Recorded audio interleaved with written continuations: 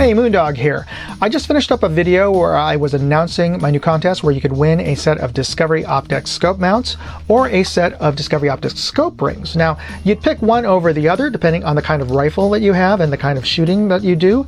Scope rings in general are better for hunting rifles because they are lighter than scope mounts because there's far less metal involved here, but also depending on the amount of rail space you have and the configuration of your rifle, you may need to move your scope further forward, in which case you want an offset scope mount to give you that sufficient eye relief.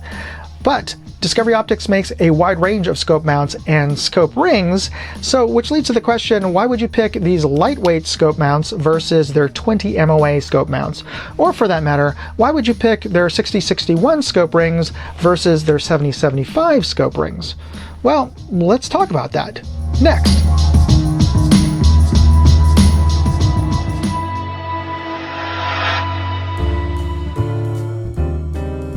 Alright, let's start by taking a look at these 6061 lightweight mounts. They come in both 30 and 34 millimeter size as far as the scope ring for the tubes, and both standard 1.5 inch and the taller 1.93 inch height for those who want a more upright shooting profile. And inside we have our mounts, we have an Allen key, and we have 2 spare screws, so that's nice that they included that. And let's just take a closer look at this mount, and this is really nicely constructed and milled here. You can see the attention to detail because they've milled this out of a single piece of aluminum together, both the top and the bottom, for greater precision.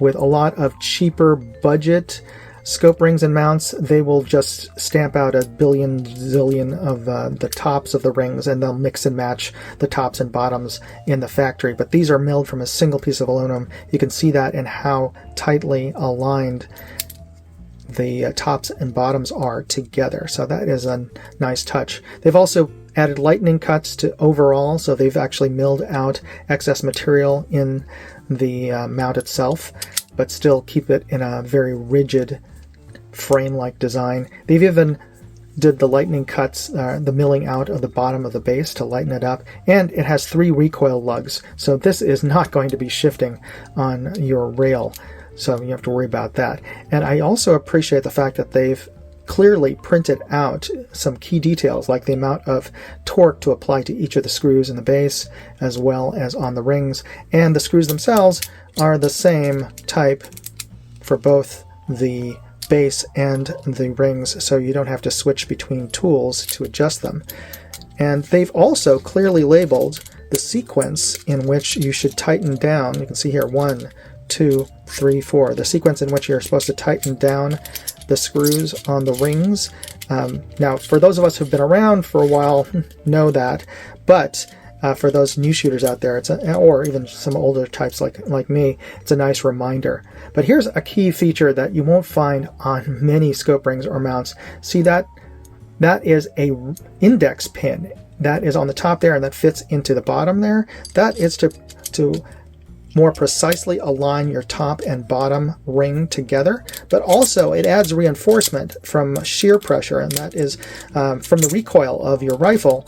Your rifle is going to be moving back when you fire it, so that's going to be moving back. You've got your scope in there, and that's got inertia, so it's adding the force moving backwards and forwards. That pin adds additional reinforcement, so it takes off the strain off of the screws when your whole mount and scope experience recoil. So that is a nice feature that you won't find on really most scope rings and mounts. Don't have that, and that is a nice touch. And they've also clearly labeled the diameter as well as the height that you have here. And why all of this labeling is important is because, well, you know, your standard mounts and rings, well, they don't usually have labels on here. Yeah, I could look up how many inch-pounds I should apply to my rings here, but I have to look it up. So hopefully I remember to keep my manual, or now I'm going to have to go to the website and look it up here. And these are nice. These are not cheap rings, by the way. These are right-on precision QD mounts, which are well over $100. So they have nice features like the fact that the crossbars are also recoil lugs, and this has a patented QD locking system. So these are nice rings, but they're like every other mountain ring out there. They're pretty spare in terms of the kind of information they have on there. The fact that these have all of that information printed in, including, you know, the height and the diameter of the rings, that is actually a helpful little touch. And, you know, done tastefully, it doesn't look too, you know, cluttered up with information. So, yeah, I do appreciate that. Now, let's take a look, and let's open this up. You can see here it comes with a spare set of screws, also an Allen key. But take a look at this bad boy here. Look at that. How beefy is that? And also lightning cuts all over, including the base with 3 recoil lugs. But check this out. This is not silver paint. This is actually the bare metal with a little bit of grease to protect it from oxidation here. But they pre-lapped these rings. They've pre-polished the inside so it's super smooth, provides a good contact surface with your scope tube. And they've added an extra set of screws, so a total of 6 screws on the top. So that really provides a lot of extra holding force for even beefy, extra big scopes. Or, more importantly, if you're shooting a big bore or magnum cartridge rifle with a lot of recoil, you'll want that extra bit of holding power on here. And check this out. 2 sets of index pins. So yeah, really reinforced on these. And I do appreciate that they've labeled these because, to be honest, I don't often put on a triple set of screws, rings on my rifle. So I kind of forgotten which the sequence was, whether or not I'm supposed to do the middle ones first.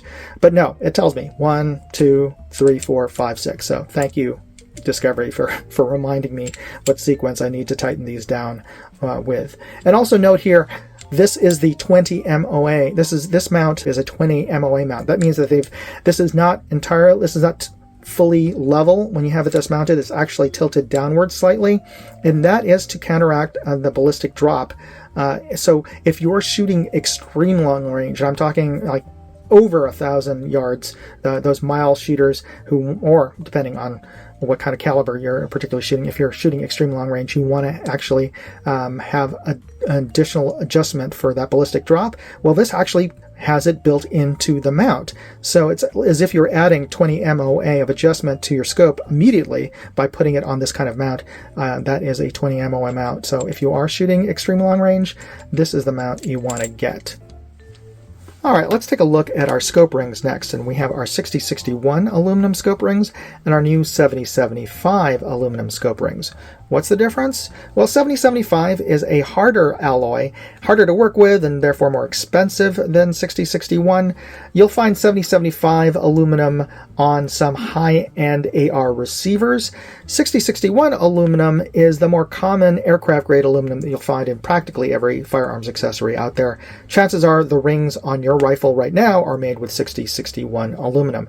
And they come in a variety of diameters, all the way down to 25.4, which is 1 inch in freedom units, all the way up to even 35 millimeter tubes. And they come in a variety of heights, both low, medium, and these are high at 1.26 inches. And they even offer a 1.45, which are really super high scope rings. So you have a variety to choose from or select from Discovery Optics. And taking a look at both of them, they look practically identical. But let's take a look at some of the differences between them.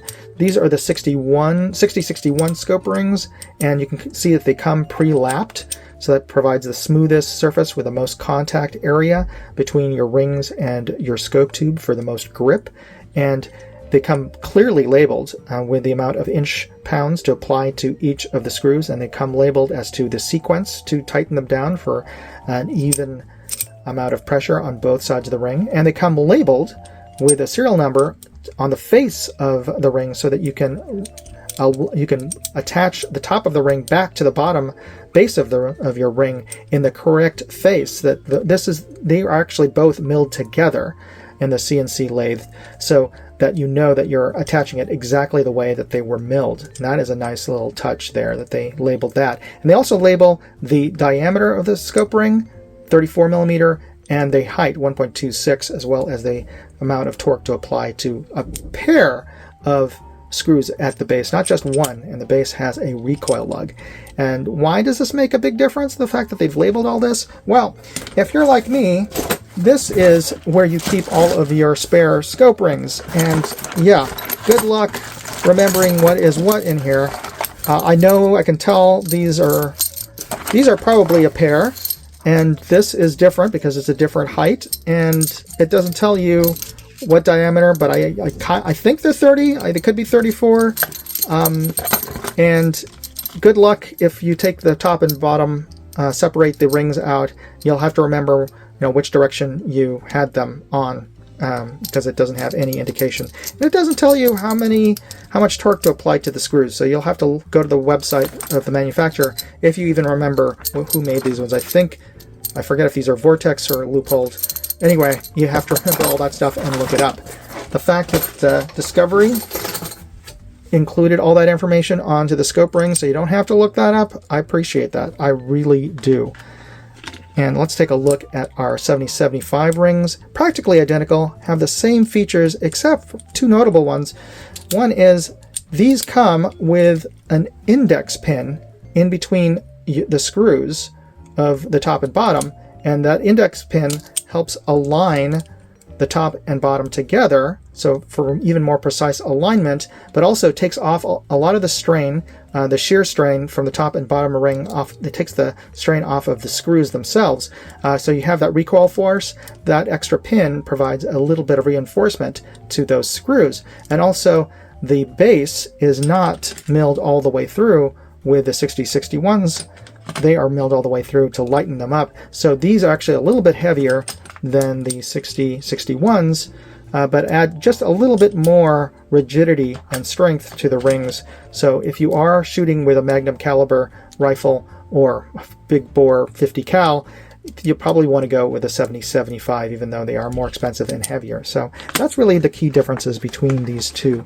And if you're interested in either of these rings or the mounts, you can find more information on my website at moondogindustries.com, and you'll find a affiliate link there to get your products, and you're also helping to support this channel.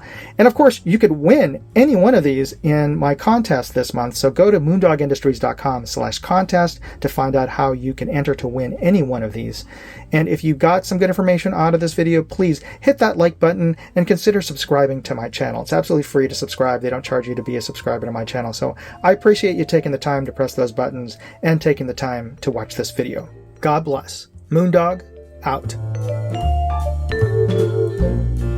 Hey, I'd like to know what you thought of this video. Leave me a comment or chat with me on Facebook, Twitter, TikTok, MeWe, Instagram, or Locals. And if you want to see all of my videos, go to moondogindustries.com.